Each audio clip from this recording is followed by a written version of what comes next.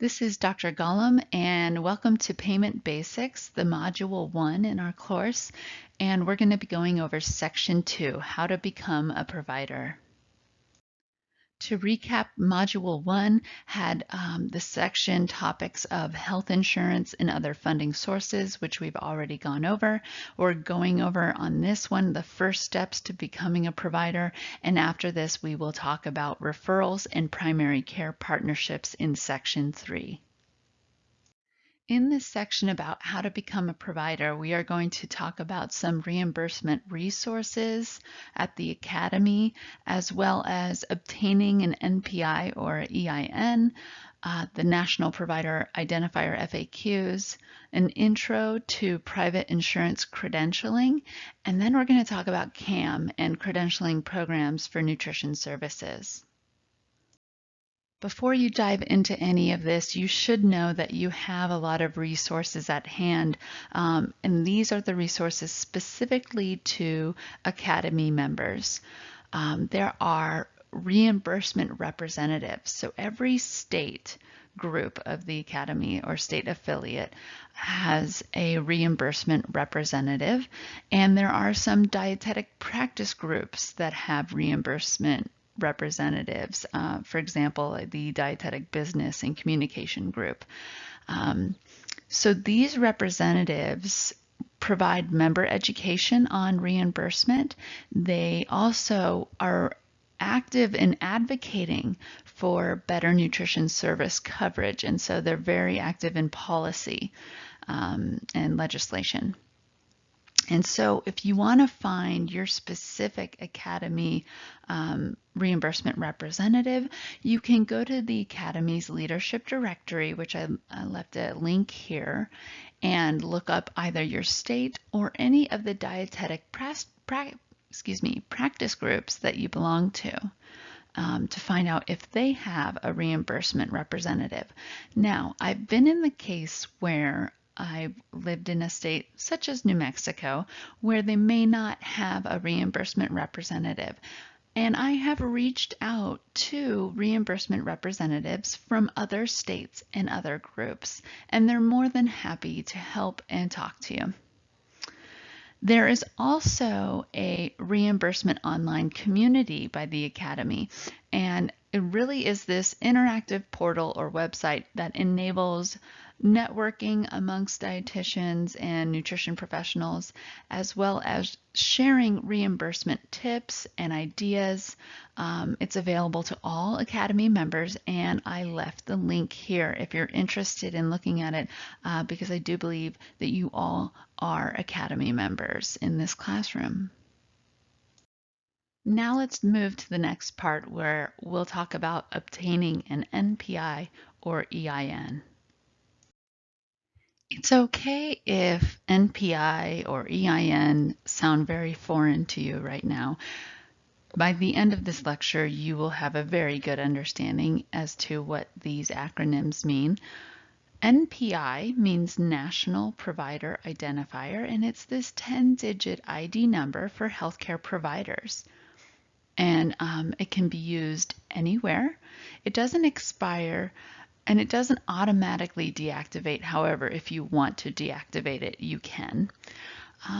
And we as providers really kind of use it in our healthcare claims. So when we're transmitting electronic health information, this number really allows our work and the data that we create with our patients to be attached to us as a provider. So it is our digital footprint. Now there are two main types. There's individual type and the organizational type of NPI. The individual type is attached to each individual provider. We in our field have these specialist taxonomies. So as you can see, I have a list here. The dietetic technician and the dietitian have standard code or 10-digit ID number that changes slightly for each individual. The certifications that you can get within our field are listed below. And so the number will change if you have these specific certifications. They'll add that taxonomy. Now, there's a lot of information about NPIs, and that's out of the scope of this course. We're just here to see what is it and why would you use it. However, it is also important to recognize that there are organizational NPIs, and those are identifiers of the actual organization or company. And so, yes, sometimes when you're working in that organization, you use both the organization's NPI and your NPI that shows who's providing this information and where are they working while they're providing that information. The process to obtain an NPI is actually fairly simple. It takes about less than 30 minutes to apply online, and if you do an online application, that can be processed in as little as 10 days. So it's a fairly quick process. However, many people do this because it's so easy. Many people have done this and then forgotten that they've done it years later and believe that they need to have another another go, let's say. So the best thing to do and get in the routine of doing is to search the NPI registry to see if you already have an NPI. And I'll give you an example in the next slide. The National Plan and Provider Enumeration System, NPPES, is who provides these NPIs. And here is the link to all of their tips when it comes to their application for an NPI. So that's one good resource. The Academy also provides a resource on NPI where they have a list of FAQs. And I provided that link here as well. Here's what the NPI registry looks like online. And if you were just to look for yourself, I go in, there we go, type my last name, individual, search. You can see that 84 people have my last name or a similar name, and there I am, Devin Gollum. There's my NPI number, my information. Okay, they had the address when I was working in New Jersey as a clinical dietitian. They have the taxonomy here and my license, or that's my registration number. So you can see that's what it kind of looks like, very simple. The EIN, or Employer Identification Number, also known as the Federal EIN or Business Tax ID, is literally that. It is a 9-digit number that's unique to different practices or businesses that's used for tax information and also used when you are sending claims to health plans. And so instead of providing personal information and a personal identifier such as social security number when you own a practice or you're with a group of dietitians in a business, you would provide the business's EIN number to the IRS, or you provide that to the health organization with the claim. It's very easy to obtain. You can get an EIN online when you start a small business with the irs.gov when you register your business. I included a link here because it's this quite comical video on EIN, and you're more than welcome to watch it. Enjoy. Since I mentioned the Academy as a resource about NPI, I wanted to take you to the NPI FAQ website and go over some of the questions that may be particularly relevant or that you may reference in the future. One of them is the third question here. Do I need to obtain a national provider identifier before enrolling or making a change to my Medicare enrollment information? And the answer is yes. Yes, you need this. This is going to be very helpful in moving forward in identifying you in all of the aspects of your future career. And then there was another one. Let me see real quick. Oh, that's right. Do I need my own NPI number even if I work in a hospital with its own NPI? And the answer again is yes. The NPI has nothing to do with where you work. It's a personal identification number. So that way you have the ability to work where you want to work, and the NPI will follow, said an official from the Fox Systems. And basically, you may find yourself in a situation where you're working for more than one institution. And so that's going to be extremely helpful that you have your own individual NPI while they have organizational NPIs. Okay, but I just wanted to go over that so that you know these FAQs are here for your reference. The following is a little introduction to private insurance credentialing. Let's talk a little bit about what credentialing is in these terms, private insurance credentialing. It's basically a network building process. It's a process that allows these healthcare organizations, such as insurance companies and other groups, to identify qualified healthcare providers for their network. If you remember when we were talking about health insurance coverage and in-network versus out-of-network, credentialing is what allows people to be considered in-network, or people, I mean providers to be considered in-network. So credential providers, when they become credentialed with these healthcare organizations or insurance companies, they agree to all these terms in a provider agreement that is made with the payer. And when I say payer, again, I mean the insurance company or healthcare organization.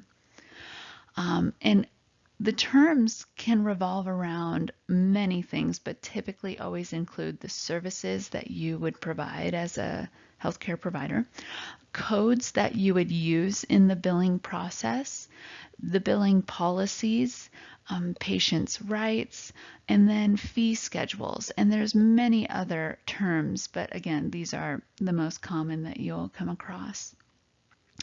Now, it can take several months to become credentialed, and most of these organizations have their own requirements when it comes to applying in the process of becoming credentialed. So it's really important to communicate with with the health insurance company or the group whose network that you're considering joining, to find out the particular information about the application process. But generally, they include very standard information and proof of your professional credential, which would be a registration or a license. So there are two main resources for credentialing that I want to bring to your attention. But before we do that, I want to make sure that the language I'm using we all understand. So when I say providers, I mean doctors, dietitians, etc., healthcare providers. And when I say payers, I will also call them by healthcare organizations or insurance companies.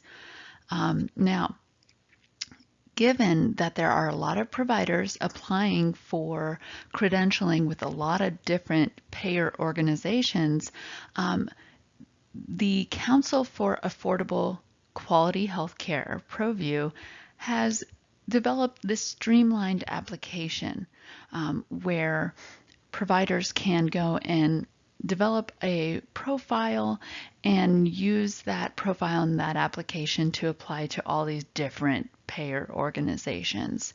And so it really does help streamline a lot of these processes when you're applying to different companies and insurance companies and healthcare organizations, that all of your information is on a specific profile with the CAQH. So that is one major resource when it comes to credentialing. And anytime you have any questions, you can always go to the CAQH customer service, and they're a big resource. Another big resource when it comes to credentialing is the RDN's Complete Guide to Credentialing and Billing, the Private Payer Market.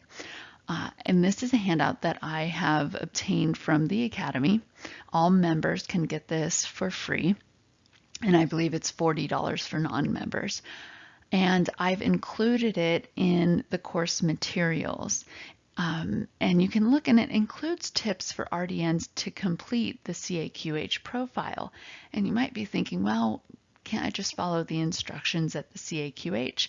And the truth is, yes, you can, but not all of the sections within the CAQH profile and application apply to dietitians. And so it is nice to know how to navigate this a little easier, and that's where this guide comes into play.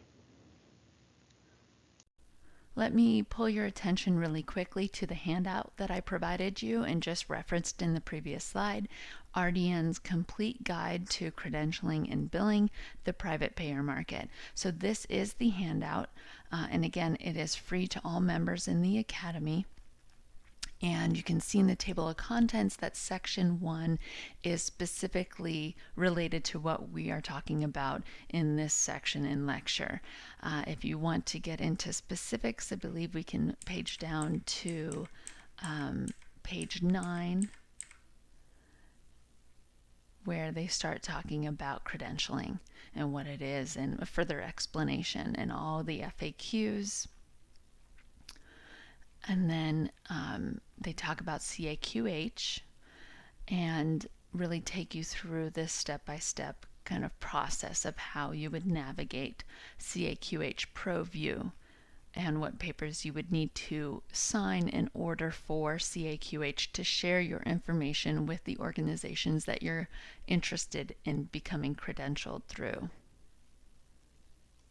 If you have any questions about this, just let me know.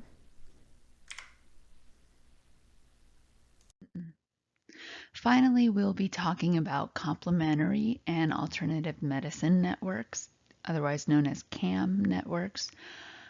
On occasion, RDNs are asked to join CAM networks or join discount programs that are offered by insurance companies or other healthcare organizations, and they market these discount programs to employer groups. And often nutrition services can be seen as complementary or alternative. So RDNs are asked to join this, and all the providers that are recruited to CAM networks are asked to discount their services and their fees. So the big question comes up, are these worth joining? And I gave you 2 handouts listed here that provide a lot of information about this and are going to be great when you want to reference in the future. But some of the things to consider when thinking about joining a CAM network is that they could increase your marketability, your value of services, and you can ask, could they provide more business opportunities? So if physicians and offices are referring to these CAM networks, would you possibly get more business as a dietitian working as a provider in the network? One of the things to ask, are fees negotiable through the CAM provider or being a CAM provider? Can you negotiate with their network as to what you would be able to charge? And one of these articles, I believe it's the first one, Understanding and Negotiating Access Contracts, has examples as to how you would actually calculate, and they provide you a formula of how you would come up with a baseline to work from. Now, I want you to recognize that both of these handouts are a little old, to say the least.